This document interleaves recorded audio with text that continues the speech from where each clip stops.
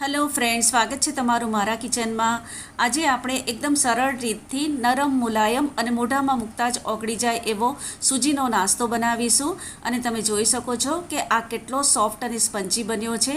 Friends, તમને મારી recipe પસંદ આવતી હોય તો વિડીયોને લાઇક જરૂરથી કરજો, શેર કરજો અને મારી ચેનલને સબસ્ક્રાઈબ કરવાનું ભૂલતા નહીં. તો ચાલો બનાવવાનું શરૂ કરીએ. એકદમ નવી રીતથી સૂજીના સેન્ડવિચ ઢોકળા. 1 કપ બારીક રવો લીધો છે, એને બાઉલમાં લઈ લઈએ. અહીંયા આપણે બારીક રવો લેશું તો એનાથી ઢોકળા ખૂબ જ સરસ બનશે, એકદમ સોફ્ટ અને સ્પંજી બનીને રેડી થશે. 1 કપ રવો બાઉલમાં લીધો, એની સાથે બીજો 1/2 કપ રવો નાખીશું. ટોટલ 1/4 કપ રવો મેં લીધો છે.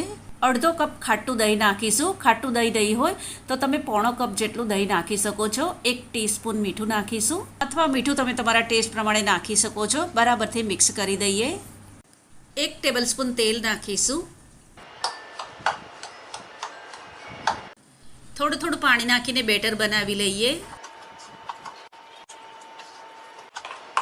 આટલું મીડિયમ ઘટ બેટર બનાવવાનું છે. બેટર બનાવવા માટે 1 કપ જેટલા પાણીનો વપરાશ થયો છે. 1 થી 2 મિનિટ માટે એને સારી રીતે ફેટી લઈએ. બેટર એકદમ સ્મૂથ બનાવવાનું છે. ઢાંકણ ઢાંકીને 10 થી 15 મિનિટ માટે રેસ્ટ આપીશું. લીલા ધાણાની ગ્રીન ચટણી બનાવીશું. મિક્સર જારમાં 1 ટેબલસ્પૂન દાળિયા નાખીશું. એના બદલે તમે 2 થી 3 ટેબલસ્પૂન બેસનની સેવ પણ નાખી શકો છો. 1 ટેબલસ્પૂન કાચી સિંગ નાખીશું.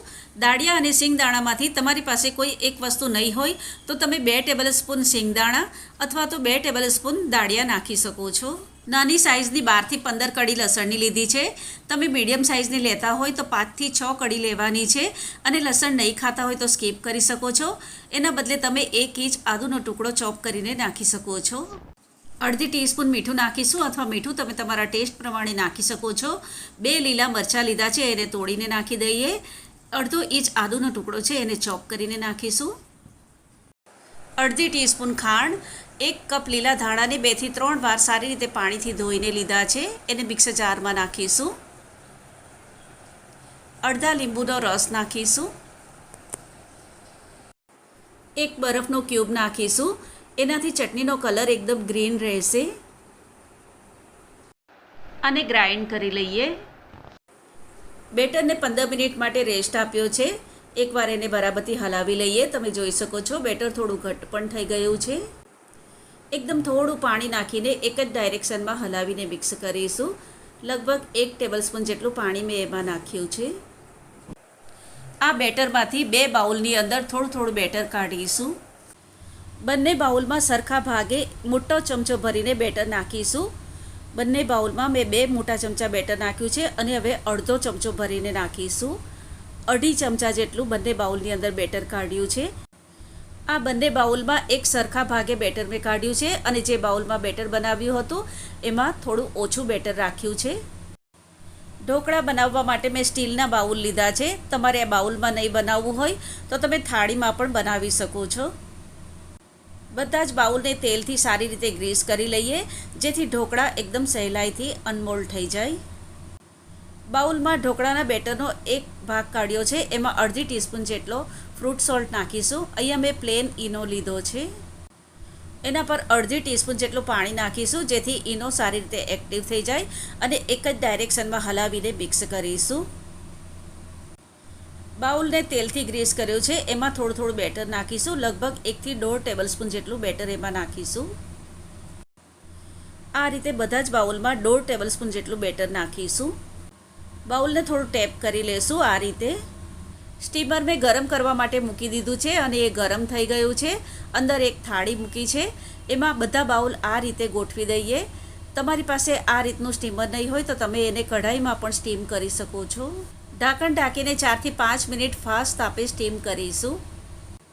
ત્રીજા બાઉલમાં જે ઓછું બેટર રાખ્યું હતું એમાં જરૂર પ્રમાણે ગ્રીન ચટણી નાખીને મિક્સ કરીશું. લગભગ 2 થી 3 ટેબલસ્પૂન જેટલી નાખીશું અને બાકીની ચટણીને ઢોકળા સાથે સર્વ કરવા માટે રાખીશું. એક જ ડાયરેક્શનમાં હલાવીને મિક્સ કરીશું. આમાં મેં લગભગ 2.5 થી 3 ટેબલસ્પૂન જેટલી ચટણી નાખીને મિક્સ કરી છે. ઢોકળાને મેં 4 મિનિટ માટે સ્ટીમ કર્યા છે અને બાઉલને સ્ટીમરમાંથી બહાર કાઢી લીધા છે. ચટણીવાળા બેટરમાં 1/2 ટીસ્પૂનથી થોડોક ઓછો ફ્રૂટ સોલ્ટ નાખીને બરાબરથી હલાવીને મિક્સ કરી દઈએ. બાઉલમાં જે ઢોકળા સ્ટીમ કર્યા છે એની ઉપર ચટણીવાળું બેટર 1 થી 1.5 ટેબલસ્પૂન જેટલું નાખીશું. એ રીતે બધા જ બાઉલની અંદર બેટર નાખીને બાઉલને આ રીતે થોડું થોડું ટેપ કરીને બેટર સરખી રીતે સ્પ્રેડ કરી દેવાનું છે. બધા બાઉલને મેં સ્ટીમરમાં મૂકી દીધા છે. તો હવે ઢાંકણ ઢાંકીને એને 4 થી 5 મિનિટ માટે સ્ટીમ કરી લઈએ.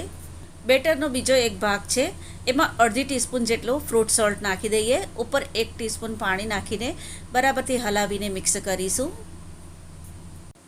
ઢોકળાને 4 મિનિટ સ્ટીમ કરી લીધા છે. એના ઉપર આ બેટર નાખી દઈએ. 1 થી 1.5 ટેબલસ્પૂન જેટલું બેટર નાખીશું અને આ રીતે બેટરને ફેલાવી લેવાનું છે. બહુ વધારે ઉપર સુધી નથી ભરવાનું.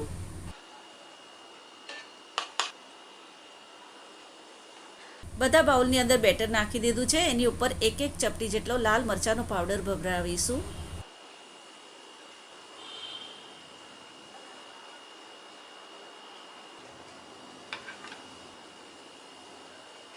ઢાંકણ ઢાંકીને 5 થી 7 મિનિટ ફાસ્ટ તાપે સ્ટીમ કરી લઈએ. 6 મિનિટ માટે આને સ્ટીમ કરી લીધું છે અને આ સરસ સ્ટીમ થઈ ગયું છે. બેટર જરાક પણ હાથમાં નથી લાગી રહ્યું. બધા જ બાઉલને બહાર કાઢી લઈએ. બાઉલને મેં બહાર કાઢી લીધા છે. એને 2 મિનિટ માટે થોડા ઠંડા થવા દઈએ. ઢોકળા થોડા ઠંડા થઈ જશે તો બાઉલમાં આ રીતે થોડા હાથેથી દબાવીને કિનારીથી અલગ કરીશું તો એકદમ સહેલાઈથી ઢોકળા અનમોલ્ડ થઈ જશે. ઢોકળા થોડા ઠંડા થઈ જશે તો એકદમ સારી રીતે નીકળી જશે.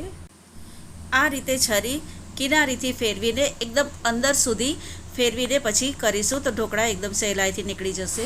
અને ડીશમાં આ રીતે બાઉલને ઊંધો કરીને ઢોકળા અનમોલ્ડ કરી દેવાના છે. એ રીતે બધા જ ઢોકળાને અનમોલ્ડ કરી દીધા છે અને તમે જોઈ શકો છો કે ઢોકળા એકદમ સોફ્ટ અને સ્પંજી બનીને રેડી થયા છે. એકદમ સોફ્ટ ઢોકળા બન્યા છે. ઢોકળા પર નાખવા માટે વઘાર રેડી કરીશું. વઘારિયામાં 1 ટેબલસ્પૂન તેલ નાખીને ગરમ કરીશું. 1 ટીસ્પૂન રાઈ નાખીશું. રાઈને થોડી ફૂટવા દઈએ. રાઈ બરાબરથી ફૂટી ગઈ છે તો ગેસ બંધ કરીને 1 ચપટી હિંગ, 1/2 ટીસ્પૂન જીરું અને 1 ટીસ્પૂન સફેદ તલ નાખીશું. 1 ડાળી મીઠા લીમડાના પાન નાખીશું. ઢોકળાની ઉપર થોડો થોડો વઘાર નાખીશું અને ચમચીથી આ રીતે ફેલાવી લઈશું. ઉપર ચપટી જેટલો લાલ મરચાંનો પાવડર ભભરાવીશું. એક નવી જ રીતથી ખૂબ જ ટેસ્ટી, સોફ્ટ અને સ્પંજી રવાના સેન્ડવિચ ઢોકળા બનીને રેડી થઈ ગયા છે. એને ગ્રીન ચટણી સાથે સર્વ કર્યા છે. તમે આને એકવાર જરૂરથી ટ્રાય કરજો. રેસીપી તમને કેવી લાગી એ મને કમેન્ટ બોક્સમાં લખીને જરૂરથી જણાવજો. તો ફરીથી પાછા મળીશું આવી જ એક નવી રેસીપીની સાથે. ત્યાં સુધી bye bye and take care.